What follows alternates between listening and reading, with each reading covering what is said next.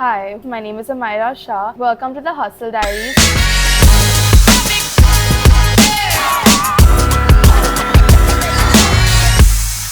With me here today is a very special guest who is a celebrated restaurateur and entrepreneur who operates establishments that we love to be at and offers some of the best food in Mumbai. From successful catering businesses to a sizzling restaurant in Fort to one-of-a-kind indoor-outdoor restaurant in Cuffe Parade to a seaside getaway greeting us on the boardwalk at Alibaug, his name brings a smile on all our faces as his restaurants exude the same joyful energy as him. I'm sure you must have guessed that we're talking about none other than Amrish Arora, Managing Director of Fountain Hospitality Private Limited that operates the beloved restaurant chain Flamboyant. Thank you so much for agreeing to be on Hustle Diaries with us. Hi, it's a pleasure. How are you today? Excellent. Okay, great. As you may know, this is more like a conversation for our aspiring entrepreneurs and budding entrepreneurs where they get to know your entrepreneurial journey to success. So our very first segment is called KYE, which is Know Your Entrepreneur, and this is where we get to know like you as a person. So question one, I know you studied in Mumbai and also started your own entrepreneurial journey in the city.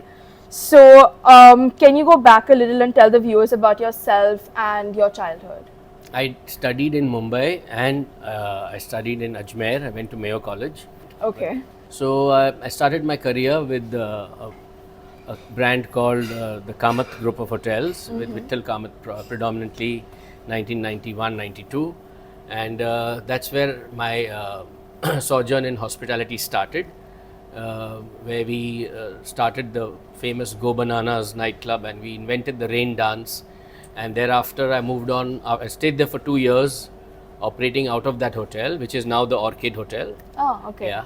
And then we started a few more bars and nightclubs like the Tavern, Studio, Vintage, Illusion, under a consultancy brand with a sound partner, and we were the management partners. And in the middle of all that, we started Fountain Sizzlers. And after some time, we started outdoor catering. So then we started Flamboyante, Boardwalk. It's just to cut the narrative short. That's the journey, and here we are. Great. Wow. Okay. So you have dabbled with, like you said, nightclubs and events in your early 20s when nightclubs themselves was like a rarity.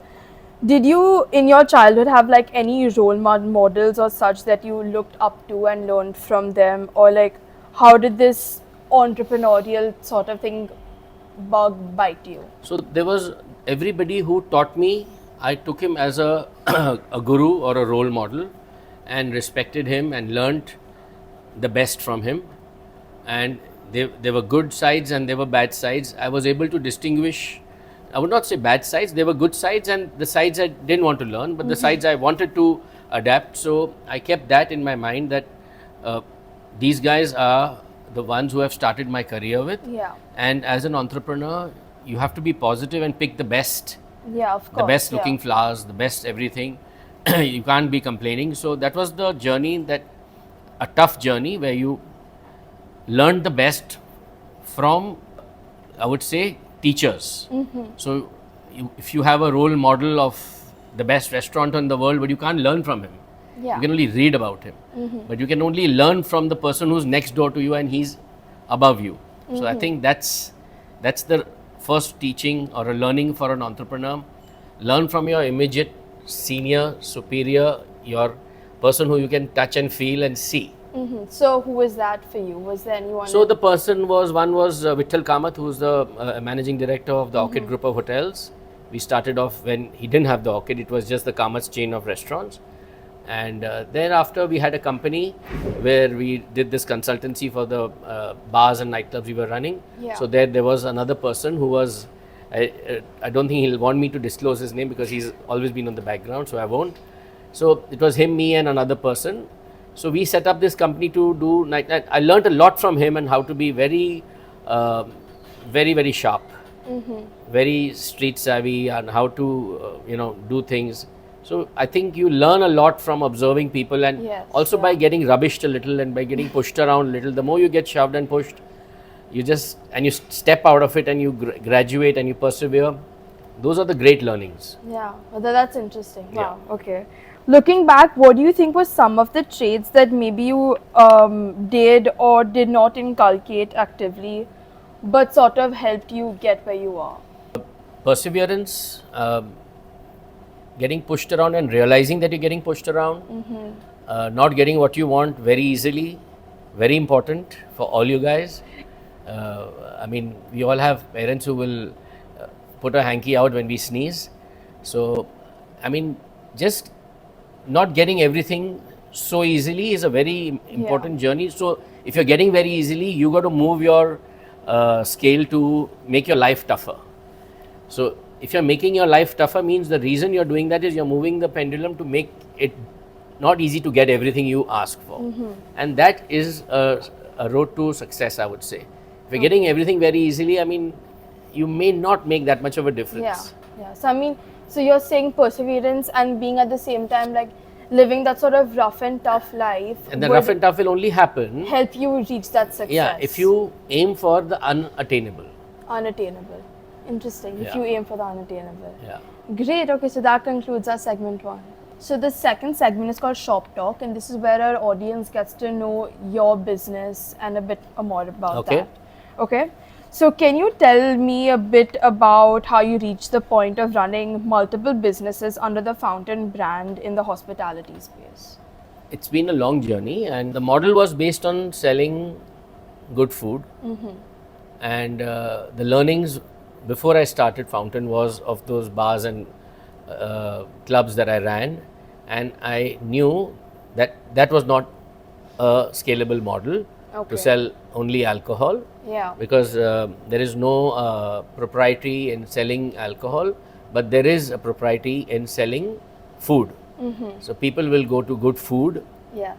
However good or bad the ambience is, better the ambience, better the food, you're getting close to a Michelin star kind of a thought process.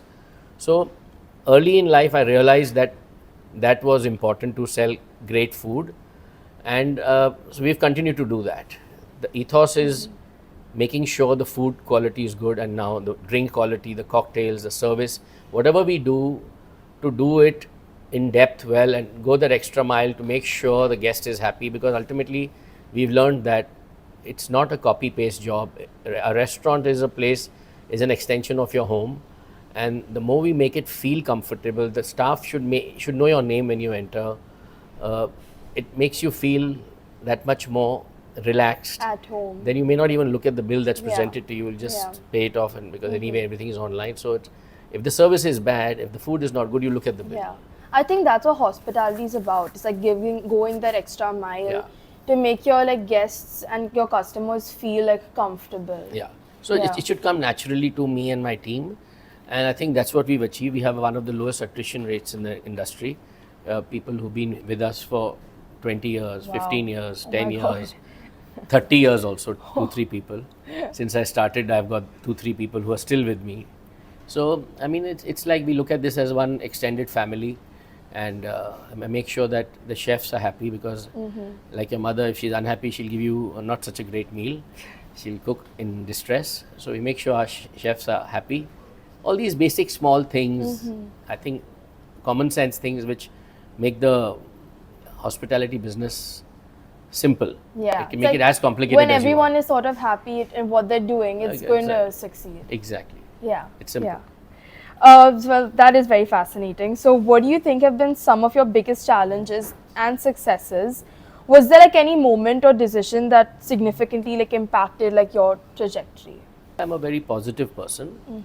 There have been lots of challenges. I won't name one. Every year has its set of challenges. And the thing is that you have to overcome them, and we have to decide, okay, today we're going to solve this. So till I don't solve those challenges, in my mind doesn't rest easy, but I know we're going to work towards it. And the mantra there is to do the best of your ability and leave it.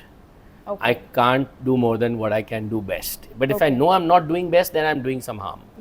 So it's a simple thing. I mean, I've chosen simple ways of managing life and business is to do the best, to play with the cards that I'm dealt with, I can't do more. I can't play with the cards the other person is dealt with. The other restaurateur has got so much money and so many restaurants. The more time I spend looking at his business, the less I spend looking at mine. So I don't look Yeah. at his. When a new restaurant opens, everybody asks me, have you been to that restaurant? I don't go. Because first of all, I want to enjoy the experience. If it's very good, if it's very bad, it won't be justice because he's just started. So I wait for 3 months, let him settle down, and then I test the experience. By then, it's a realistic experience. Yeah, yeah. As a restaurateur, because in the first 3 months, you have unusual crowds, you have complaints. So these are things which I've learned. Like everybody says, a new restaurant, why don't you go out and see it? In my mind, I say I will, but we know how tough it is to run this. Yeah. Yeah. Of course. I like your mantra. Yeah. I like it. Yeah. So you operate in a space where new restaurants, pubs, clubs like open and shut like literally every week. So coming back to your point about what you were talking about, like you visiting restaurants, how do you sort of stay ahead of your competition? Like I said, it's we as a family, we only go to 5-star hotels and the restaurants in it, so they are not competition to us if we are going for a celebration. If we are going for business, then we don't go for a celebration. We go with notes and voice notes that this is good, this is bad, this is good. So it's a business meeting. So we have to be clear when we are going to a restaurant. And there are times when we get overawed and we really like the restaurant and God bless them, we bless them.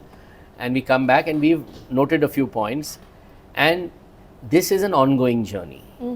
You have to learn, improve, sustain. Learn, improve to the best of your ability, Yeah. and sustain. Yeah. Again, to the way your ecosystem is. So all our travels, everywhere, we learn new recipes, we see new ideas, we implement. Even if I go and see go to a wedding in Delhi and I see a lovely display of certain live stations, we come back here and we experiment. So it's an ongoing process. Yeah. The moment you take the restaurant business as a business, it's bound for tough times. This is not a business. This is a passion driven thing like most businesses, but this more so because it has many moving parts. And every day in your house, imagine 200 guests are to come. Yeah. What yeah. would happen? So it's like that. Yeah.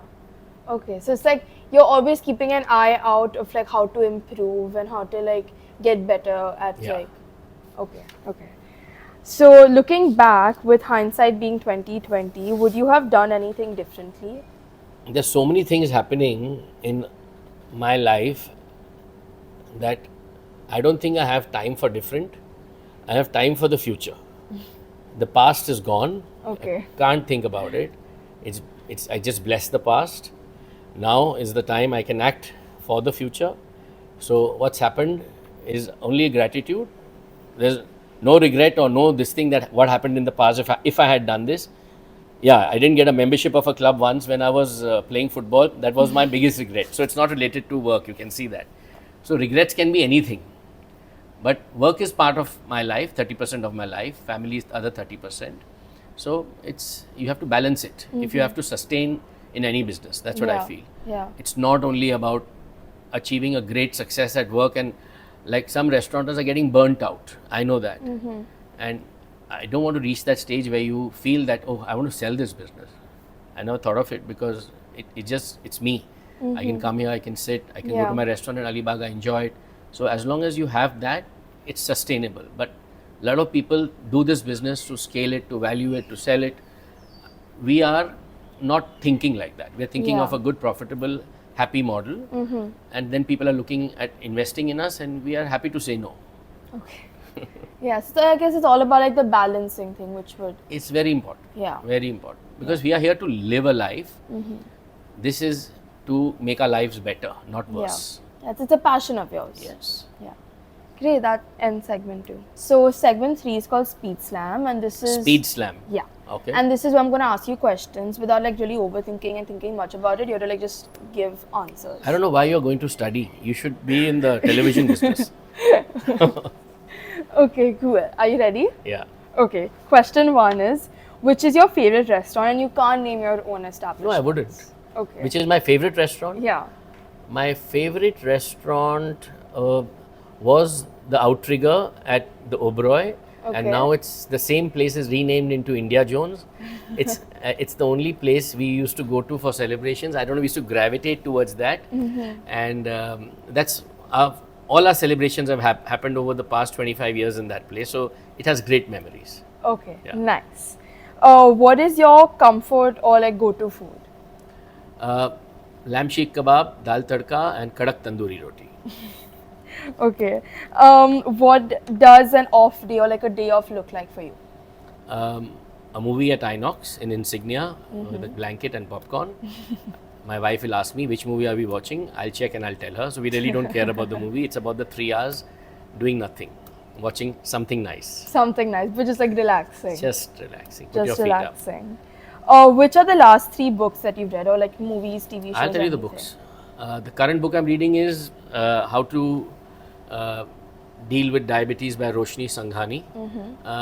Then there's a book by Tim Ferriss, The 4-Hour Body. And before that is The Power of Now by Eckhart Tolle. Okay, great. And what do you think are the most important factors of a business to succeed? So you'll have to rank it: strategy and innovation, risk taking, cost effectiveness, and uniqueness. Do you want me to repeat them? Okay. Okay.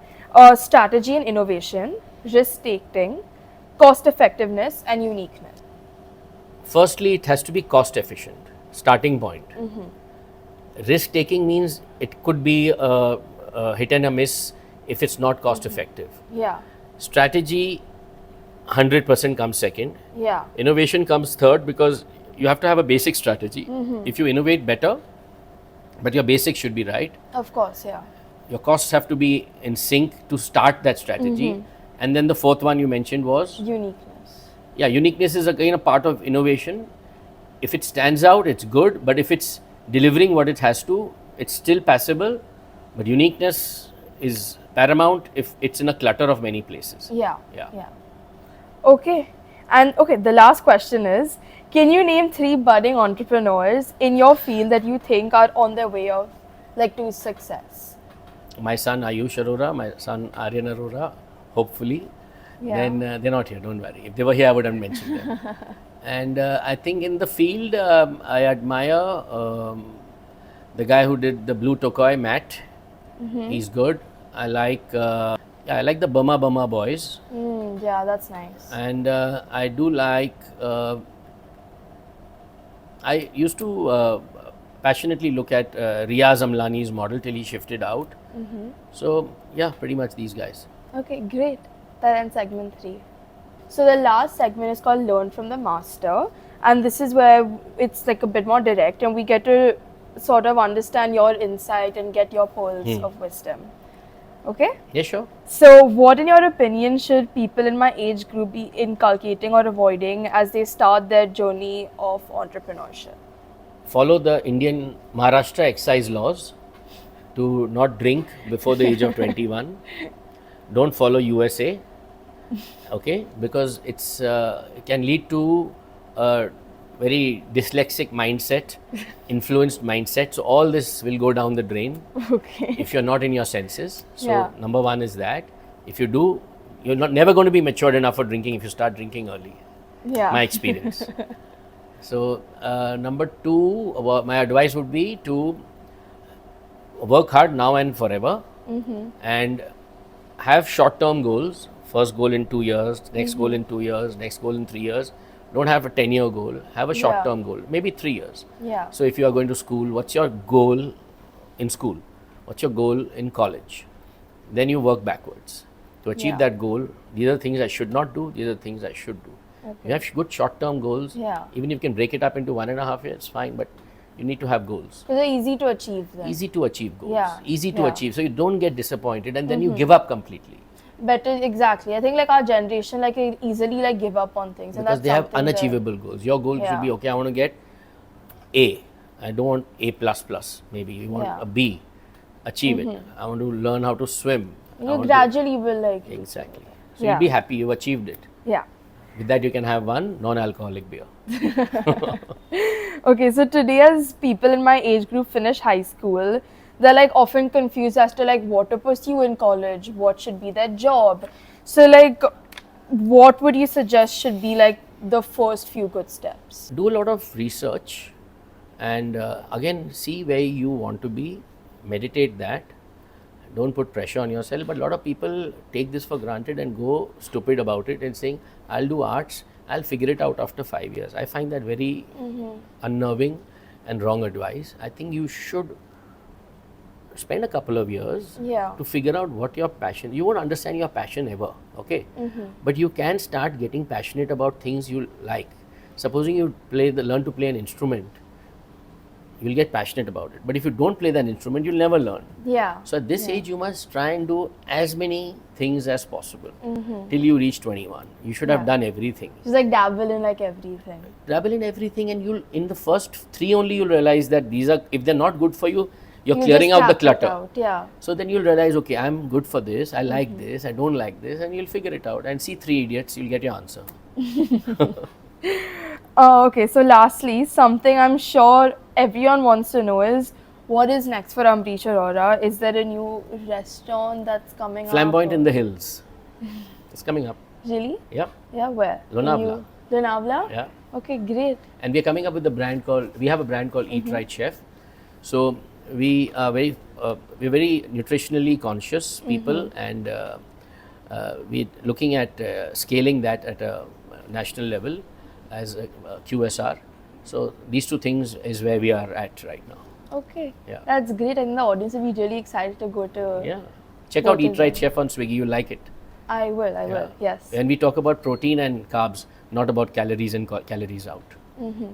Okay, cool. Well, thank you so much for having us on Hustle Diaries. It was a revelation talking to you. You were good. Yeah, I should think take up media. I think our audience will really like the insight that you have given on your entrepreneurial Nice, journey. I'm glad. All the best to all the young budding entrepreneurs. Yeah. But you should consider, like I said, doing mass media, whatever this is called. You're good at it. See you. Bye. Thank you.